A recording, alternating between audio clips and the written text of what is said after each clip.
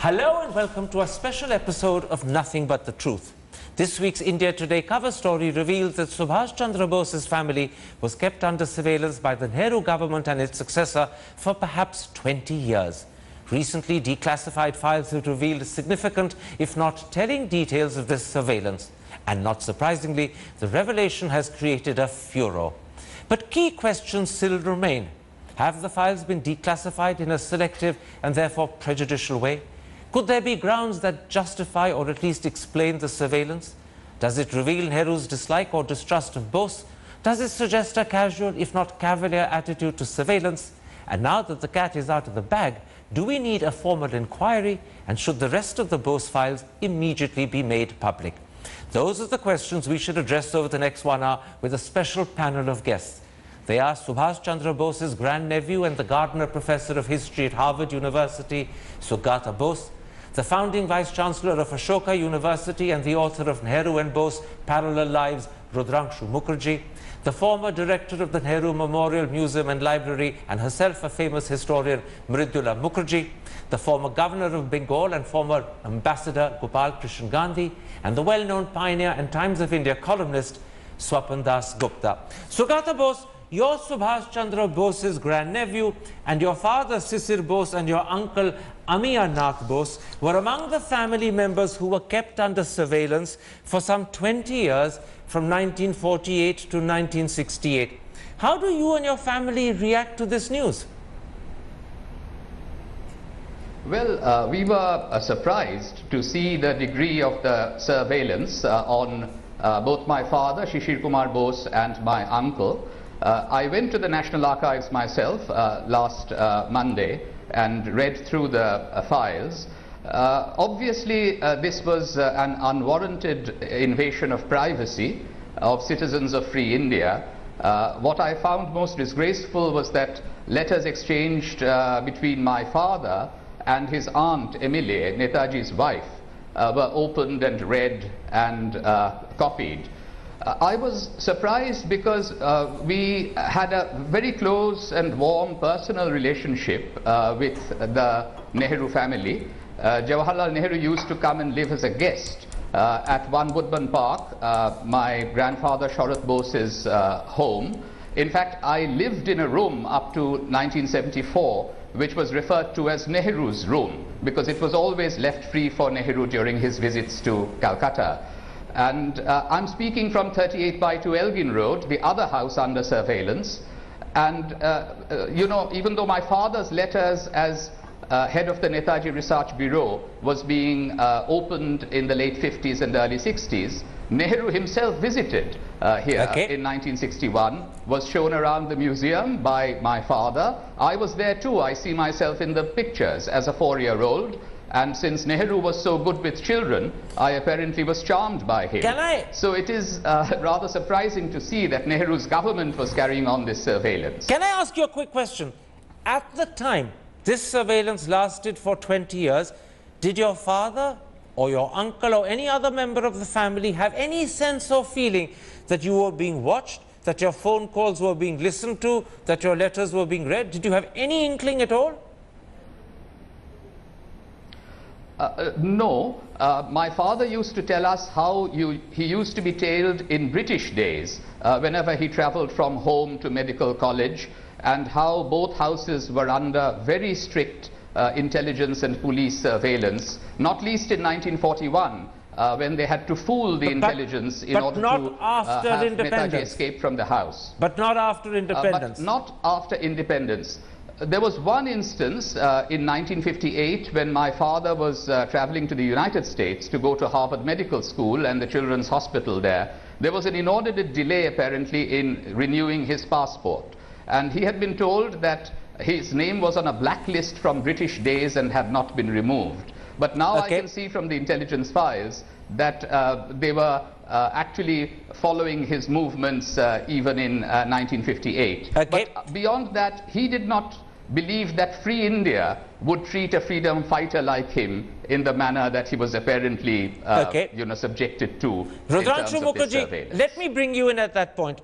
in its official response, the Congress has questioned why only notings on the file of the two declassified files have been released, whilst the correspondence portion of those same files has been withheld. Congress claims this is selective leaks and half-truths, and it asks the question, does the correspondence portion contain some inconvenient truth, which is why it's been withheld? Do you think the Congress has a point? The Congress has a point, but the more important point is, why aren't all these files being declassified? What is the point? I mean, the Congress government refused to do it. Now the present government is not too willing to do it either. I don't understand files that pertain to the 1940s. Why should they be withheld from public viewing, from the view of sure. Your wider point is very well received. I resent that. Your wider point is very well received. There is also another point, I think, talking specifically about these two declassified files, do you accept that there's something strange about the fact that only the notings on the files have been declassified, that the correspondence portion hasn't? And do you accept that that perhaps leads Congress to question whether the correspondence portion reveals something that's inconvenient, which is why it's been withheld? Do you accept that point with regard to these two files? No, I don't accept that point completely. If what the Congress is true, it is very strange indeed that it has been declassified in this particular point. But this could be an act of sheer negligence and in fact stupidity, rather than of any grand design. Okay. You know, Mridula Mukherjee, regardless of what's been withheld, what is undeniable is that the Bose family was under surveillance for nearly 20 years. The key question is, were there at that time credible grounds to justify or at least explain the surveillance? What's your answer to that question? See, one, of course, is working with a lot of speculation because one hasn't seen these files.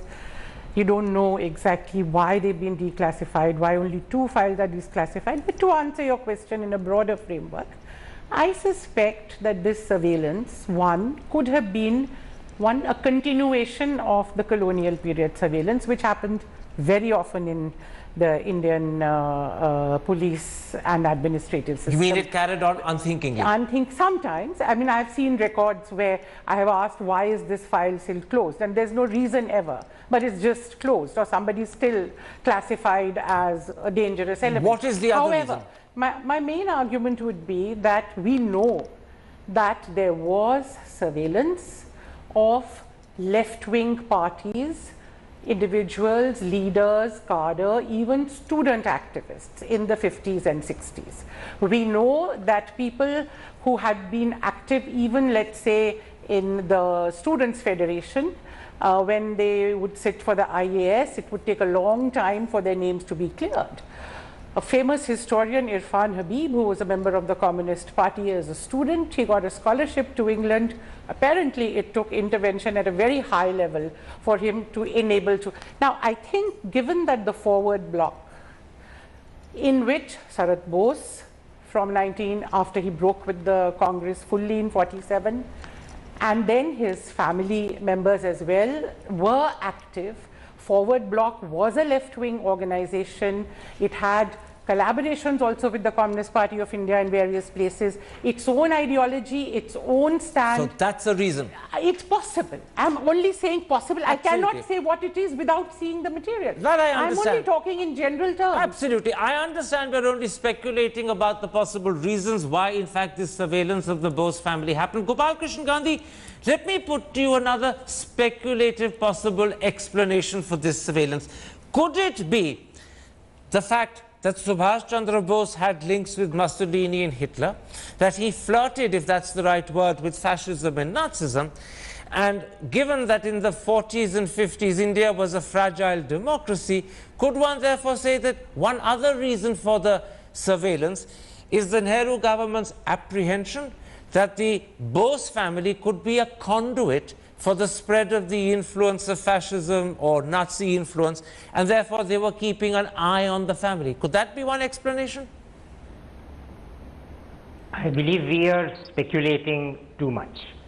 There is no indication of what is called application of mind by the head of government, that is Jawaharlal Nehru, in this matter.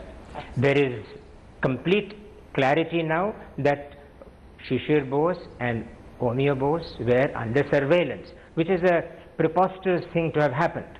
But there is nothing to suggest in the papers that have so far been seen and discussed that Nehru himself asked for these two young men to be placed under surveillance. Well, so I need to contradict you there, Mr. Gandhi. Mr. Gandhi, I need to contradict you there. There is, in fact, in the papers a conversation that Nehru had in November 57 with the then Foreign Secretary Subimul Dutt, when he explicitly asks Dutt to ask the ambassador in Japan to keep an eye on Amiyanath Bose during a visit Bose was paying to Tokyo, and specifically to find out whether he visited the Renkoji temple. That is there in the India Today story. So clearly Nehru at one point at least did ask for Amiyanath to be surveilled and to be watched. Well, if he asked the Indian ambassador to tell him what these two young Bose gentlemen were doing in Japan, that is one thing. I think that is on a very different footing from his asking for a 24/7 surveillance on two houses and on two persons. Okay. I do not say that this did not happen. I am saying we do not know whether it happened. And even if it happened without Nehru's instructions, I think it was preposterous. Well, but we should not assume that here are two persons who have been specifically spotted and identified by Jawaharlal Nehru to be placed under surveillance. All right, I let's think come to this question. Very far-fetched and tendentious decision. Let's come to the question how much Nehru knew and whether this was being done at Nehru's behest in a moment's time. Let's stick for now to undoubtedly speculation about why the surveillance was happening. We'll come to the question of responsibility later. Swapan Das Gupta, I want to quote to you something that's there in the India Today cover story. It says, and I'm quoting, in one 1949 letter, which the IB intercepted and read, Amiya Bose asks Sisir Bose, then a medical student in London, to find out whether any of the German generals were once again active in West Germany, particularly Hitler's former chief of staff, General Franz Holder. Does that provide some speculative ground for believing that the IB or someone who gave instructions to the IB were worried that the Bose family could be conduits for Nazi and fascist influence, as I was suggesting a moment ago?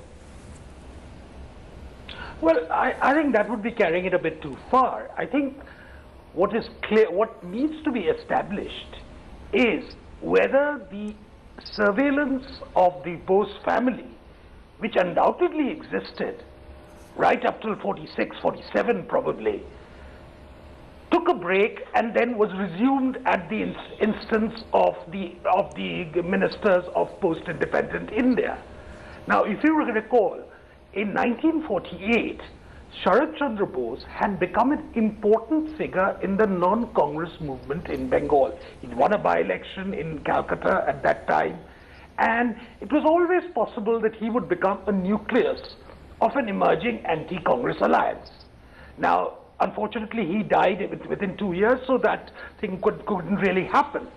But I think there was always, to my mind, a fear and the larger issue that monitoring of the Bose family was necessary to understand the dynamics of the anti-Congress movement and to what extent they would actually play on the Netaji legacy, which had a very vibrant appeal in Bengal at that time. Okay. Now, one of the bases of intelligence is that governments should never be surprised. And to my mind, the rationale, the possible rationale, and that doesn't justify the ethics of the whole thing, was that they wanted to know what an important political family was getting up to, and whether this meant corresponding with German generals, etc., or corresponding with the Japanese people who had helped Subhash Chandra Bose in Japan at the INA. These were part of the whole thing. So to my mind, there was a fear that the Netaji legacy could be used in some way which would be inimical to the Congress government. And I would therefore presume that that formed the basis of the constant surveillance of these two, at that time, very young people. Okay, Shugata Bose, I want to go back to that reference I read a moment ago to the letter in 1949, where it suggested that Sisir Bose was asked to contact a particular lot of German generals to find out if they were still active. Your mother has told India Today that in fact your father was only trying to gather material to set up a Netaji Research Foundation. That foundation was set up through correspondence. On the other hand, the India Today article says that the Intelligence Bureau believed otherwise. They thought that your uncle Amiya Bose and your father Sisir Bose were attempting to form an Azad Hind Dal comprising former INA men. And I'm asking you this question as a historian rather than as a member of the Bose family. How do you respond to the IB's interpretation of that letter? Well, in the late 1940s, I can understand a reason for the surveillance because Sharat Chandra Bose was still alive until February of 1950, and having been a congressman all his life and having been the leader of the Congress party in the Central Legislative Assembly as late as 1946, he had broken with the Congress on the partition question and was opposing the Congress at that time. You have to recognize that my father had resumed his medical studies after spending many years in prison in the mid-1940s, and he was a medical student doing his DCH in London, and I think this one letter from his elder brother doesn't prove very much. But what my mother has said is about a later period. My father founded the Netaji Research Bureau in 1957. And then he wrote letters to Netaji's associates in different parts of India and also in Europe and Asia, asking them to send photographs, documents, letters, and so forth. So this was after 1957, and clearly the surveillance increased in 1958 because all of my father's letters clearly were being opened in 1958. Now, my father, for example, was writing to the mother of a German submarine officer who had taken photographs of the famous submarine journey that Netaji took in 1943.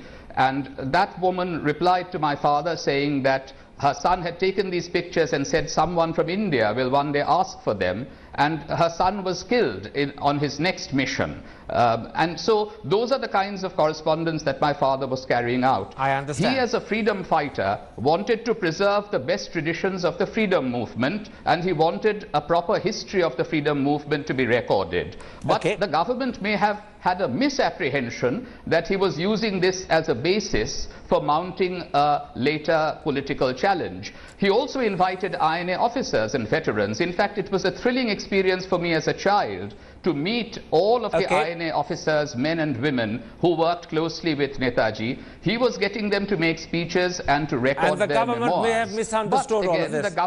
I take your point. The government may have misunderstood all of this. That he was going to, sure, I take your point. Let's then move on. He was doing. Let's then move on. Rudanshu Mukherjee, BJP spokespersons and in fact, to be honest, BJP ministers are convinced that the surveillance reflects Jawaharlal Nehru's dislike of Bose and therefore his suspicion of the Bose family. You've already heard in an earlier answer Shugata Bose point out that in fact Nehru would frequently visit them. He was very good with the Bose family children. He was a frequent visitor to their home. You've, in addition, written about the relationship between Bose and Nehru. Did Bose and Nehru dislike each other? And more importantly, did Nehru dislike Bose? I have no evidence to say that either of them disliked each other. In fact, through the 1930s, one can only describe them as being very close comrades. Discussing political issues together, reading the same books together.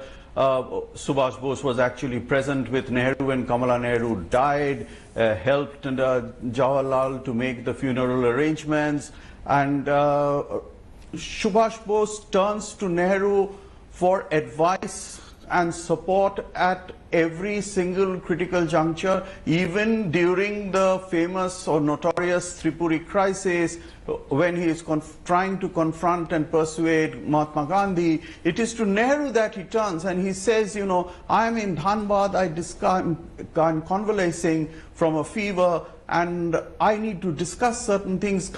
Could you come down? You are the only person I can talk to and discuss these matters. And Nehru writes to Gandhi and says, you know, Subhash wants me to come and I cannot say no to Subhash. And he travels to Dhanbad from Allahabad to discuss this BJP claim. They were very, very close. So the BJP claim that Nehru disliked Bose is complete baloney. To use a colloquialism. Baloney. And there was a Nehru admitted this, Subhash admitted this, there was a political and ideological difference between the two of them from 1939 onwards. Okay. Before that, they were actually comrades together on the same side within the Congress against what Bose very rightly called the right wing of the Congress. And after, when Nehru got the report of the air crash in which it was presumed that Bose had lost his life, he was very deeply affected, and he went on, as is well known, he went on to defend the INA prisoners, heard from them about Bose's heroism, and I think the fact that of his secularism, you made that point very effectively, stood up to Japanese bullying. So he also completely, whatever little reservations he had, ideological reservations he had about Bose, he completely abandoned them and in fact praised him and claimed him as I'm being stopping you a because I think brother. you made the point very, very effectively that there's really no question of Nehru disliking Bose, and BJP ministers and spokesmen claiming that's the cause of the surveillance is just nonsense. Gopal Gandhi, they are speculating about one other possible reason that could explain the surveillance, and I know you're averse to speculation, but I'm afraid that is something we need to do to try and understand why that surveillance happened. And that reason seems to be the belief that maybe Subhash Chandra Bose wasn't dead. Maybe he hadn't died in that plane crash, and the Nehru government believed that if he was alive, the one lot of people he would make contact with was his family, and that perhaps is an explanation for this surveillance. Do you buy that? I do not buy that at all. I do not think there was the slightest doubt in the minds of the government about Netaji's whereabouts, which were at that point non-existent, which means that he was gone. He had died. Sugata Bose himself, in his brilliant biography, Brothers Against the Raj, Opponents of the Raj, His Majesty's Opponents, has said very clearly that no doubt exists that Netaji died on that date. So any speculation that the surveillance is motivated by a desire to try and find out whether Subhash Chandra Bose is alive, you believe is just rot? Do you think that keeping the letters of two young members of the Bose family under surveillance was going to lead to some grand discovery of Netaji languishing in a Russian jail? I am sorry. That is far-fetched beyond description. What has happened definitely is that these two men were kept under surveillance for a variety of reasons which may have had nothing to do with the center, which may have had nothing to do with Jawaharlal Nehru, but everything to do with the culture of surveillance which Dr. Mrudula Mukherjee very rightly pointed out. Okay, let's... Surveillance culture which has marked every government, including that government of Nehru. I want to point out to you, Mrs. Mukherjee... One second, Mr. Thapar. I think it's very important that we know this. Chief ministers are very powerful people. And I know this for a fact, that in the 50s and 60s, chief ministers were even more powerful than they are today. And I think we should try to find out if Dr. B.C. Roy had something to do with keeping the Bose family under All right. You may be right, except that I wonder whether chief ministers can give instructions for surveillance to the Intelligence Bureau, which comes under the central government, and specifically, and this is something that people who are commenting on this have forgotten, at that time came under the Home Minister. And the first Home Minister it would have come under would have been Sardar Patel, not the Prime Minister. But let's leave that aside because we don't have the answer to that. I want to raise with you the one instance in the India Today story where clearly Nehru himself took an interest. When Amiya Bose went to Japan in November 57, Nehru asked Subimal Dutt, then the Foreign Secretary, to contact the Indian ambassador in Tokyo to A, find out what Amiya Bose was doing, and secondly, whether he specifically visited the Renkoji temple. Now, is that inquiry and that surveillance understandable because of Bose's connection with Japan and the belief that Bose's ashes were at the Renkoji temple, or was it unwarranted despite those connections?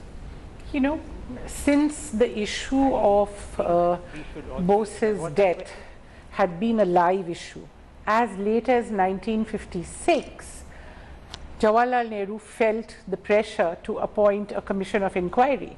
And let's not forget, he appointed Bose's closest lieutenant, Shahnawaz Khan, as head of that inquiry, so that people were satisfied that the inquiry itself is being conducted under. So clearly, I think in his mind, it's possible that he wanted to know whether Bose's nephew actually accepted the fact of his death. If he went there to the Renkoji temple where his ashes are there, it would mean a kind of acceptance that this so and you know, this has been kept alive. Can I interrupt? What you're saying is, if there was surveillance of Amiyanath Bose's visit to Japan and the Renkoji temple in particular, it was possibly to find out whether Amiyanath had accepted his uncle's death. That's and right. whether there was closure. That's right. Because as you know, this has been something that I don't want to put a political complexion on it, but you know, it's been, I'm sorry to say, an intra-family dispute.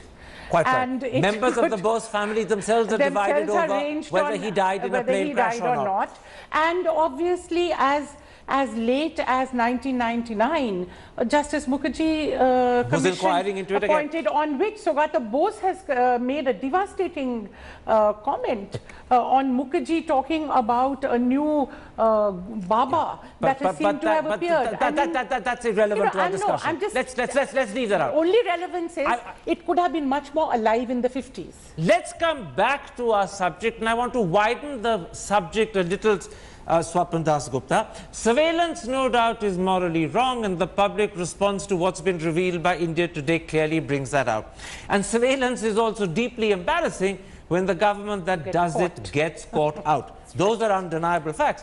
But would you also accept that the truth is that all governments keep all sorts of people under surveillance, and often for very tenuous reasons? And no doubt today, Mr. Modi and the BJP are doing it just as much as Mr. Nehru and the Congress did it in the 50s and 60s. This is one of those rather sad facts of life that we have to accept. Well, I can appreciate, Karan, your desire to bring the discussion to Modi. I was just waiting for it to happen. No, I'm not bringing the discussion to Modi, and don't twist what I'm saying deliberately. I was simply saying all governments do it. Let's get back to, you protest too much, Karan. The point is, let's get back to this Bose issue. You know, I think, whether we like it or not, and Rudrangshu has given a very robust defense of the very strong relationship which existed between Jawaharlal Nehru and Subhash Chandra Bose right up to almost the late 30s. But I think he has underplayed the extent of the schism that took place.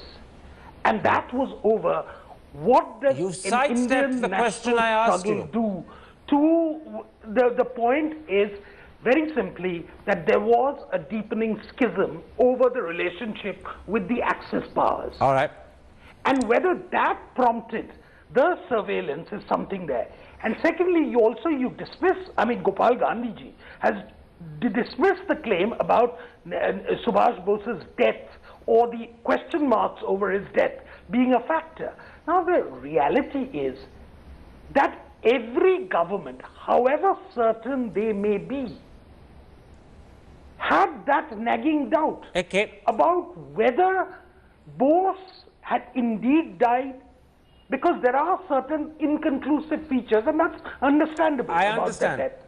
But I Whether want to- any political issue would be made, Okay, I want whether to- any political capital Swapan, would I be take the made, point you're whether making. a pretender But I would want come to in, come back to and the question I therefore asked. surveillance. The surveillance exists. Surveillance has always existed. That doesn't necessarily make it ethically right. This question about surveillance is, who is it directed at? Is there a justifiable reason for it to be directed against those particular people? In this case, I think the evidence suggests that there was no basis on which such an intrusive surveillance, not a casual surveillance, a very intrusive surveillance, was mounted on the two sons of I take your point. Sharad Chandra You made Bose. your point very And comprehensively, but in the process you haven't substantially answered the question I asked. So I'm going to stop you there, Swapan, because I'd like someone else to come in. Am I an authority? I want to bring in Swagato Bose and put that to you. Swagato Bose, there is a real sense in which the coverage and the commentary and the discussion that has followed the India Today expose has posited Jawaharlal Nehru as a sort of villain. I may be using the term slightly loosely, but there's no doubt that he's been the person that the social media and much of the commentary has targeted and pointed out that his behavior was morally indefensible. Now, two quick questions.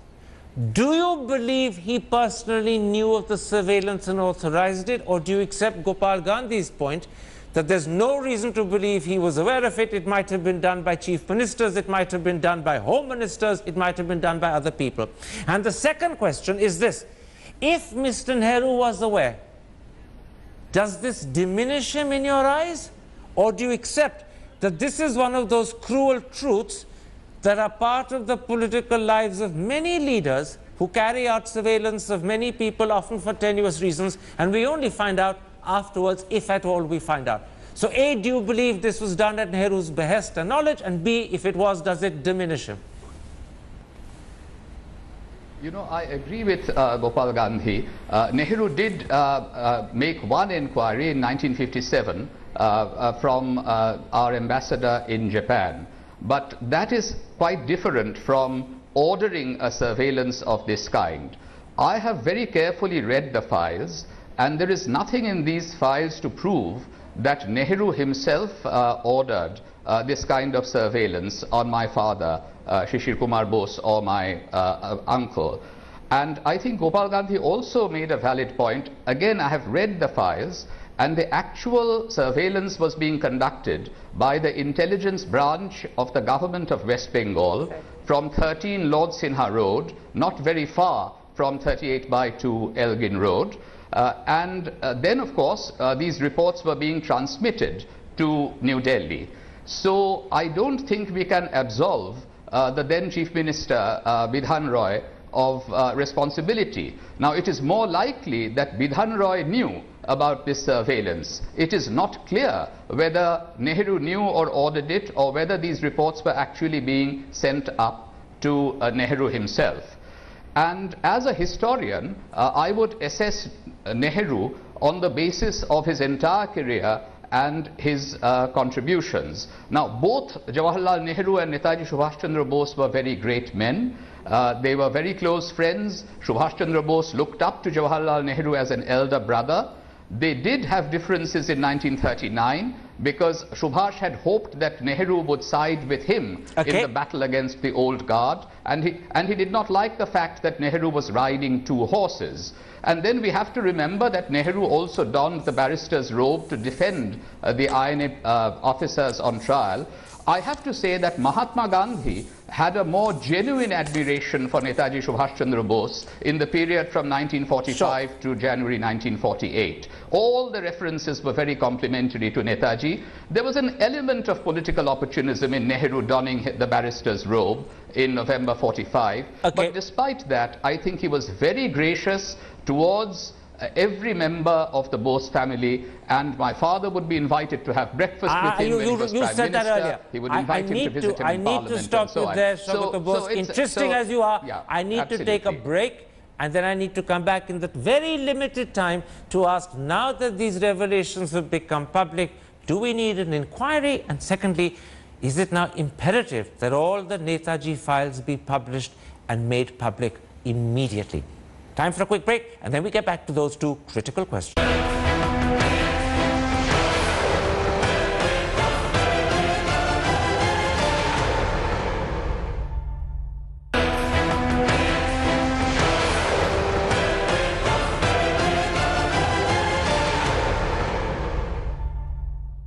Welcome back to a special episode of Nothing But the Truth. We're discussing India Today magazine's cover story revelations that for 20 years the Subhash Chandra Bose family was surveyed by the Nehru government and by its successor. And now we come to the critical question that I want to put first to Mr. Gopal Krishnan Gandhi. Mr. Gandhi, the fact that the surveillance happened is clear, it's irrefutable. We don't know why it happened. We don't know at whose behest it happened, but clearly those are questions that need to be answered. Do you believe we need an inquiry? And secondly, if we do, who should conduct it?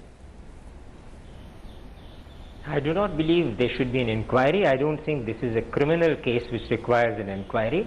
But what is required is for classified papers after a certain period of time to be opened, to be declassified. I think the Netaji files, which have not yet been opened, must be opened. And I think all the Nehru files, which have not yet been opened in Teen Murti, should also be opened. They belong to the country. Okay. They are the property of the people, and they must be opened. I do not think there is any case for an inquiry, but there is a case for transparency. There is case for all public documents after a certain time, which is approved by archivists the world over. After that kind of a time is over, for those files to become available to serious scholars. And I think today we must recognize the fact that this particular tranche of papers being opened cannot be seen as entirely objective. Is it for love of history or skepticism about Nehru? Okay. I think this is something we must be very clear about. Absolutely. It is not entirely historically driven. Sugata Bose, on that question of an inquiry, what is it that your family, which is at the center of the surveillance we've been talking about, what is it that your family wants? Do you believe an inquiry is necessary, or do you agree with Gopal Gandhi that it's not warranted at all? A quick answer, a really quick answer. Well, I think answers are needed, and I put in a question even before the story broke to the Home Minister, which I hope will come up in Parliament, as to why this surveillance was carried out, who ordered it, and how long it lasted. And of course, all files should be opened that are more than 50 years old. As a historian, I believe we should have a 25 or 30-year rule, but if there are very sensitive files, we should keep them closed for a maximum of 50 years, no more. So all files relating to Netaji and Nehru should be opened. On the question of inquiry, does your family want an inquiry? Give me a yes or no, because we are short of time. Well, we would want answers. I don't know what form an inquiry would take. I hope the Home Ministry will be able to find out who ordered this kind of surveillance, and there should be an apology to freedom fighters, because it's not a family issue, it's a national issue. I understand. I think that this was an affront to freedom fighters. I'm stopping you there. You made this point about freedom fighters earlier. I'm stopping you there. I want to, in my limited time, bring in Mrs. Mukherjee here. In December 2014, the Minister of State for Home, Hari Bhai Chaudhary, said the files couldn't be made public because they would affect friendly relations with friendly countries. 70 years after Subhash Chandra Bose's death, does that argument make sense? Not at all. And I would like to say that the governments, all governments, have been flouting their own laws. There's an Archives Act which says 30 years you have to open up, and there's the Right to Information Act which says 20 years. So government is actually obliged to open up files either in 30 years or in 20 years, whichever law of their own. And this argument about friendly countries being affected doesn't hold water? No, I don't think it holds water. These are just political decisions. You know, the Henderson report was closed for so long. Well, it still is. And it still is officially for so many reasons. So I think that if and I don't think the culture of inquiries and further inquiries is something that who's going to inquire and to what end. So I completely support the demand for all files to be opened, including, let me say, I would like to also know, when did it stop? Did it stop in 68, the surveillance? And if so, did Indira Gandhi stop it? Okay, that's an interesting question. What we seem to know from what's been revealed is that it did stop in 68, and that would suggest Indira Gandhi stopped it. But I want to raise a different issue with Swapan Das Gupta. The BJP in opposition demanded fairly vociferously that the Bose files should be released. But in December 2014, the Minister of State of Mr. Modi's government seemed to change the party's position, and now the BJP defends the decision not to release the files. What do you make of that U-turn? Karan, I think this is absolute inexplicable. It's a non-application of mind. It's being led by the nose by certain bureaucratic laziness. I think, as everyone seems to agree, and I think there's no doubt, that the spirit of the archives law, which basically says 30 years or 50 years, should be adhered to without any exceptions, or if the exceptions, it must be very, very compelling.